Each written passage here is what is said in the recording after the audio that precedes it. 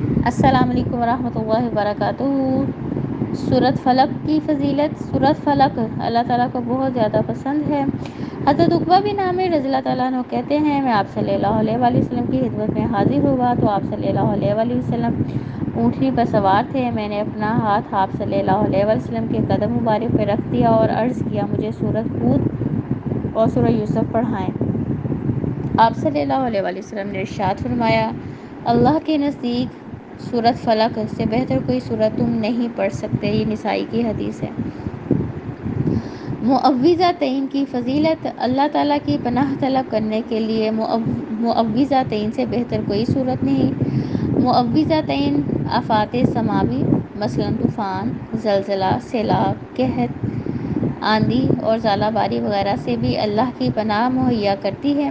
حضرت عقبہ بن عامر کہتے ہیں، جحفہ جگہ کا نام ہے اور ابوا یہ بھی جگہ کا نام ہے، کے درمیان ہم آپ صلی اللہ علیہ وآلہ وسلم کے ساتھ جا رہے تھے کہ اچانک ہمیں آندھی اور شدید تاریکی نے آ لیا۔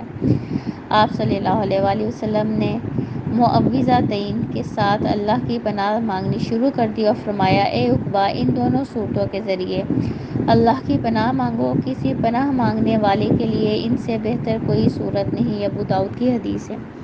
تو اب اس حدیث سے کیا پتہ چلتا ہے؟ اگر کوئی اس طرح کی ناگہانی آفات کا سامنا انسان کو کرنا پڑ جائے، مثلاً کوئی طوفان آ جائے، زلزلہ آ جائے، سیلاب آ جائے، قحط سالی جو ہے وہ آ جائے، آندھی جو ہے آ جائے یا ژالہ باری۔ آپ کو پتہ ہے جب آندھی آتی ہے وہ بھی بہت نقصان کر دیتی ہے۔ کثرت ژالہ باری بھی ہر چیز کو جو ہے نقصان پہنچاتی ہے۔ تو انسان کو پھر کیا کرنا چاہیے کہ اگر ان آفات میں سے کسی بھی آفت کا انسان کو سامنا ہے تو پھر انسان کو کثرت سے سورۃ فلق اور سورۃ ناس تلاوت کرنی چاہیے، کیونکہ آپ سے اس حدیث میں کیا فرمایا ہے کہ اللہ تعالیٰ جو انسان نے ان تمام پریشانیوں میں پناہ طلب کرنی ہے تو سورۃ فلق اور سورۃ ناس بہترین جو ہے انسان کی مدد کرتی ہیں۔ تو اس لیے ایسی کسی بھی سچویشن میں اگر انسان گھر جائے تو اسے کثرت سے سورۃ فلق اور سورۃ ناس تلاوت کرنی چاہیے۔ اسی طرح اگلی حدیث حضرت ابن عابش رضی اللہ تعالیٰ عنہ سے روایت ہے کہ آپ صلی اللہ علیہ وآلہ وسلم نے اسے فرمایا، کیا میں تمہیں پناہ مانگنے والوں کی بہترین دعا نہ بتاؤں؟ صحابی نے عرض کیا، کیوں نہیں یا رسول اللہ صلی اللہ علیہ وآلہ وسلم؟ تو آپ صلی اللہ علیہ وآلہ وسلم نے ارشاد فرمایا، سورۃ فلق اور سورۃ ناس، یہ دونوں صورتیں پناہ مانگنے والی ہیں۔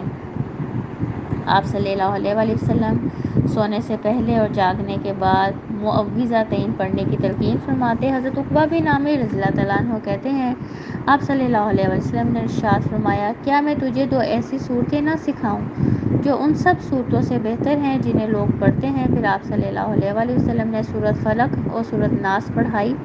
اتنے میں نماز کھڑی ہوگی۔ آپ صلی اللہ علیہ وسلم آگے بڑھے اور نماز پڑھائی جن میں یہی دونوں صورتیں پڑھی۔ پھر آپ صلی اللہ علیہ وآلہ وسلم میرے پاس سے گزرے تو فرمایا، اے عقبہ، ان صورتوں کی اہمیت سمجھ پائے ہو یا نہیں؟ پھر آپ صلی اللہ علیہ وسلم نے ارشاد فرمایا، جب بھی سونے لگو تو یہ دونوں صورتیں پڑھو اور جب جاگو تب بھی یہ دونوں صورتیں پڑھو۔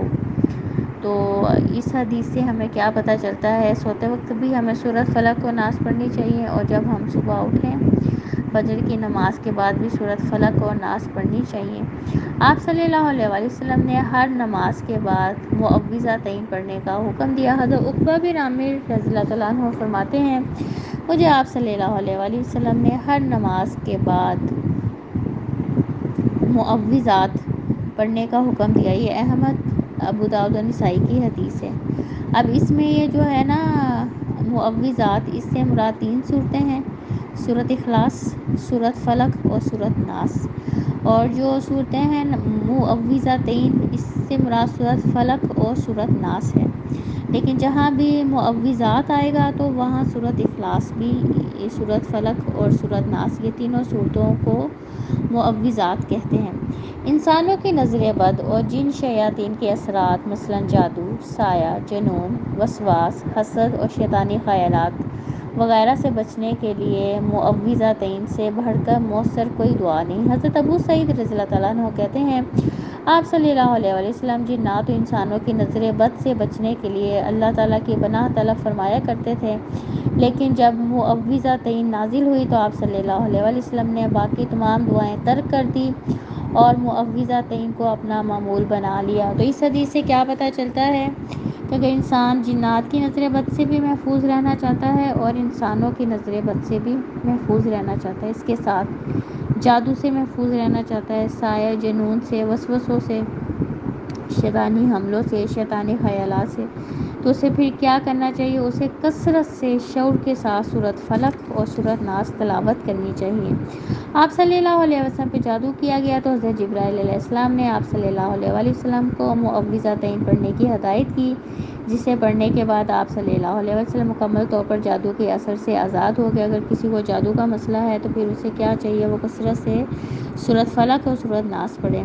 معوذتین جادو کا اثر زائل کرنے کے لیے سب سے بہتر اور مؤثر دم ہے۔ مرض الموت میں معوذتین پڑھ کر دم کرنے سے جان کرنے کی تکلیف آسان ہوگی۔ حضرت عائشہ رضی اللہ عنہا سے روایت ہے کہ آپ صلی اللہ علیہ وسلم جب بیمار ہوئے تو معوذات پڑھ کر اپنے اوپر پھونکتے۔ جب مرض الموت میں آپ صلی اللہ علیہ وسلم کی بیماری شدت اختیار کر گئی تو میں معوذات پڑھ کر آپ صلی اللہ علیہ وسلم کو پھونکتی اور برکت کی خاطر آپ صلی اللہ علیہ وسلم کا دستے مبارک آپ صلی اللہ علیہ وسلم کے جسم پر پھیرتی۔ یہ بخاری کی حدیث ہے۔ تو اس حدیث سے کیا پتہ چلتا ہے کہ کسی انسان کا آخری وقت آ چکا ہے تو پھر اسے کیا چاہیے؟ اسے سورۃ اخلاص، سورۃ فلق اور سورۃ ناس جو ہے وہ کثرت سے پڑھنی چاہیے۔ جب آپ صلی اللہ علیہ وسلم کا آخری وقت آیا تو حضرت عائشہ کہتی ہیں کہ یہ تینوں صورتیں جو ہیں معوذات، سورۃ اخلاص، سورۃ فلق اور سورۃ ناس جو تھا ان کو پڑھا حضرت عائشہ نے تھا، کیونکہ آپ صلی اللہ علیہ وسلم کی طبیعت زیادہ خراب تھی اور آپ وسلم کے ہاتھوں پہ وہ پھونک مار کی اللہ کے نبی کے جسم پہ وہ ان کے جو ہے وہ ہاتھ پھیرتی۔ تو اس سے کیا پتہ چلتا ہے اگر کسی کی موت کا وقت آ چکا ہے تو کثرت سے یہ تینوں صورتیں پڑھیں۔ اگر مریض خود نہ پڑھ سکے تو پھر جو بھی اس کے پاس ہے اس کی دیکھ بھال کے لیے اسے چاہیے یہ صورتیں پڑھیں۔ معوذتین فضیلت اور اجر و ثواب کے اعتبار سے اپنی مثال آپ حضرت عقبہ بن عامر رضی اللہ عنہ کہتے ہیں آپ صلی اللہ علیہ وسلم نے فرمایا، تم نے غور کیا آج کی رات مجھ پر ایسی آیات نازل ہوئی ہیں کہ اس سے پہلے کبھی ایسی آیات نہیں دیکھی گئی، اور وہ ہیں سورۃ فلق اور سورۃ ناس۔ یہ مسلم کی حدیث ہے۔ سورۃ اخلاص، سورۃ فلق اور سورۃ ناس کی فضیلت تورات، زبور، انجیل، حتیٰ کہ قرآن مجید میں بھی سورۃ اخلاص، سورۃ فلق اور سورۃ ناس جیسے فضائل کی کوئی دوسری صورتیں نہیں۔ آپ صلی اللہ علیہ وسلم نے صحابی کو روزانہ رات سوتے وقت سورۃ اخلاص، سورۃ فلق اور سورۃ ناس پڑھنے کی تاکید کی۔ حضرت عقبہ بن عامر رضی اللہ عنہ کہتے ہیں میں آپ صلی اللہ علیہ وسلم سے ملا تو آپ صلی اللہ علیہ وسلم نے فرمایا، اے عقبہ، جو قطع رحمی کرے اس سے تو صلہ رحمی کر، اور جو تجھے محروم رکھے اسے عطا کر، اور جو تجھ پہ ظلم کرے اسے معاف کر۔ عقبہ بن عامر کہتے ہیں میں دوبارہ آپ صلی اللہ علیہ وسلم کی خدمت میں حاضر ہوا تو آپ صلی اللہ علیہ وسلم نے ارشاد فرمایا، عقبہ اپنی زبان کو روک، اپنے گناہوں پر آنسو بہا اور اپنے گھر میں بیٹھا رہے۔ عقبہ بن عامر کہتے ہیں میں پھر آپ صلی اللہ علیہ وسلم کی خدمت میں حاضر ہوا تو آپ صلی اللہ علیہ وسلم نے فرمایا، اے عقبہ، کیا میں تجھے ایسی صورت نہ سکھاؤں کہ اس جیسی صورت نہ تورات میں نازل ہوئی، نہ زبور میں، نہ انجیل میں اور نہ قرآن میں۔ سن، تجھ پر کوئی ایسی رات نہ گزرنے پائے جس میں تو یہ صورتیں نہ پڑھے، سورۃ اخلاص، سورۃ فلق اور سورۃ ناس۔ یہ احمد کی حدیث ہے۔ اب اس حدیث سے کیا پتہ چلتا ہے؟ اللہ کے نبی نے حضرت عقبہ کا بہت سی وصیتیں کی۔ پہلی وصیت کیا کی کہ قطع رحمی نہ کر، کیونکہ قطع رحمی کرنے والا جو ہے جہنم میں جائے گا، جنت میں نہیں جائے گا۔ صلہ رحمی کرنے والا جنت میں جائے گا۔ اور پھر کیا کہا، جو تجھ پہ ظلم کر اسے معاف کر، ظلم کرے تو اسے معاف کر۔ تو یہ معاف کرنا یہ بہت حوصلے کا کام ہوتا ہے۔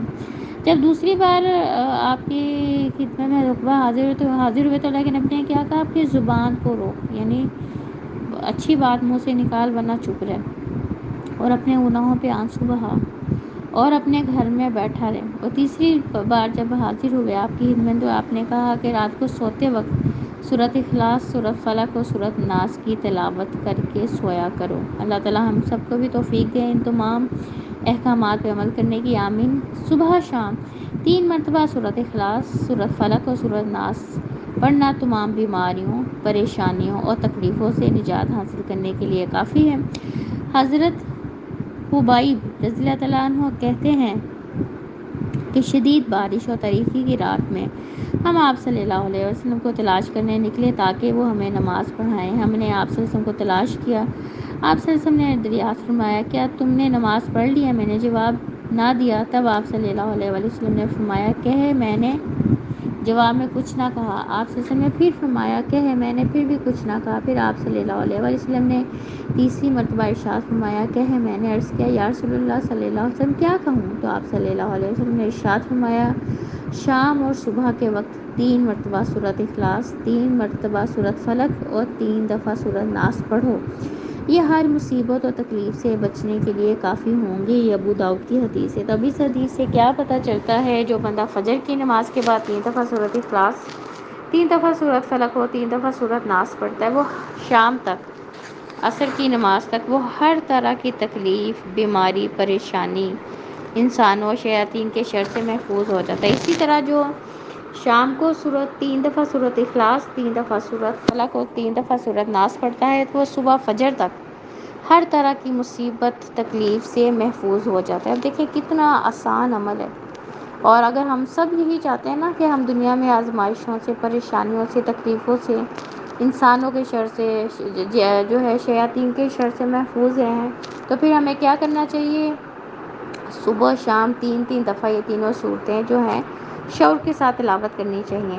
رات سونے سے قبل سورۃ اخلاص، سورۃ فلق اور سورۃ ناس پڑھنا اور دونوں ہتھیلیوں پہ پھونک مار کر سارے بدن پہ ہاتھ پھیرنا مسنون ہے۔ حضرت عائشہ رضی اللہ تعالیٰ عنہ سے روایت ہے کہ آپ صلی اللہ علیہ وسلم رات کے وقت جب سونے کے لیے بستر پر تشریف لاتے تو اپنی دونوں ہتھیلیوں کو اکٹھا کرتے، ان پر پھونک مارتے، پھر سورۃ اخلاص، سورۃ فلق اور سورۃ ناس پڑھتے، پھر اپنے جسم مبارک پہ جہاں تک ہو سکتا دونوں ہتھیلیاں پھیرتے، پھر سر مبارک پہ ہاتھ پھیرتے، پھر چہرے مبارک اور سامنے کے بدن پہ پھیرتے۔ آپ صلی اللہ علیہ وسلم یہ عمل 3 مرتبہ کرتے۔ یہ بخاری کی حدیث ہے۔ تو اب اس حدیث سے کیا پتہ چلتا ہے؟ رات سوتے وقت بھی پہلے آپ نے سورۃ اخلاص پڑھنی ہے، پھر سورۃ فلق اور پھر سورۃ ناس، اور اپنے پورے جسم پہ ہاتھ پھیرنا ہے۔ پھر آپ نے دوسری دفعہ دونوں ہتھیلیوں کو اکٹھا کرنا ہے، ان پہ پھونک مارنے، پھر تینوں صورتیں پڑھنی ہیں، پھر جہاں تک ہو سکے اپنے جسم پہ آپ نے ہاتھ پھیرنا ہے۔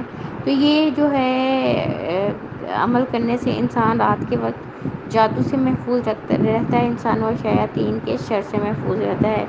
تمام قسم کے شیطانی جو ہے شر، وسواس اور دیگر مصائب و آلام سے اللہ کی پناہ طلب کرنے کے لیے سورۃ اخلاص، سورۃ فلق اور سورۃ ناس سے بہتر کوئی صورت نہیں۔ حضرت عقبہ بن عامر رضی اللہ تعالیٰ عنہ ایک غزوے میں آپ صلی اللہ علیہ وسلم کے ساتھ سواری پر بیٹھے تھے۔ آپ صلی اللہ علیہ وسلم نے ارشاد فرمایا، اے عقبہ میں نے کان آپ صلی اللہ علیہ وسلم کی طرف لگا دیا۔ آپ نے پھر ارشاد فرمایا، اے عقبہ میں پوری طرح آپ صلی اللہ علیہ وسلم کی طرف متوجہ ہو گیا۔ تو آپ صلی اللہ علیہ وسلم نے تیسری مرتبہ ارشاد فرمایا، اے عقبہ میں نے عرض کیا، یا رسول اللہ صلی اللہ علیہ وسلم میں کیا کہوں؟ تو آپ صلی اللہ علیہ وسلم نے فرمایا، تم جو ہے سورۃ اخلاص پڑھو، سورۃ فلق پڑھو، اور اس کے ساتھ پھر کیا ہے، آپ صلی اللہ علیہ وسلم نے سورۃ ناس بھی پڑھی، اور میں نے بھی آپ صلی اللہ علیہ وسلم کے ساتھ پڑھی، یعنی کہ پہلے آپ نے سورۃ اخلاص پڑھی تو انہوں نے بھی اللہ کے نبی کے ساتھ سورۃ اخلاص پڑھی، پھر سورۃ فلق پڑھی تو انہوں نے بھی آپ صلی اللہ علیہ وسلم کے ساتھ سورۃ فلق پڑھی۔ جب آپ صلی اللہ علیہ وسلم نے سورۃ ناس پڑھی تو انہوں نے بھی آپ صلی اللہ علیہ وسلم کے ساتھ سورۃ ناس جو ہے مکمل پڑھی۔ پھر آپ صلی اللہ علیہ وسلم نے ارشاد فرمایا، کسی پناہ مانگنے والے کے لیے ان تینوں صورتوں سے بہتر کوئی صورت نہیں پائی گئی جس کے ذریعے پناہ مانگی جا سکے۔ یہ نسائی کی حدیث ہے۔ تو اب اس حدیث سے کیا پتہ چلتا ہے؟ ہم سب شیطان کے شر سے بھی محفوظ رہنا چاہتے ہیں، لوگوں کے شر سے بھی محفوظ رہنا چاہتے ہیں، ہر طرح کی پریشانی سے محفوظ رہنا چاہتے ہیں، اور ہم سب جو ہے اللہ کی پناہ جو ہے وہ بھی طلب کرنا چاہتے ہیں۔ تو پھر ہم کو کیا چاہیے؟ ہمیں سورۃ اخلاص، سورۃ فلق اور سورۃ ناس جو ہے وہ پڑھنی چاہیے۔ تو اس لیکچر سے ہمیں سورۃ اخلاص، سورۃ فلق اور سورۃ ناس کی فضیلت کا جو ہے علم ہوا۔ اللہ تعالی ہم سب کو شعور کے ساتھ کثرت سے صبح شام رات کو سونے سے پہلے اور کوئی بھی ناگہانی آفت کے وقت سورۃ اخلاص، سورۃ فلق اور سورۃ ناس پڑھنے کی اللہ تعالیٰ توفیق عطا فرمائے، تاکہ ہم ہر طرح کی آزمائش سے محفوظ رہ سکیں۔ ربنا تقبل منا انک انت السمیع العلیم وتب علینا انک انت التواب الرحیم۔ سبحان ربک رب العزت عما یصفون وسلام علی المرسلین والحمد للہ رب العالمین۔ السلام علیکم ورحمۃ اللہ وبرکاتہ۔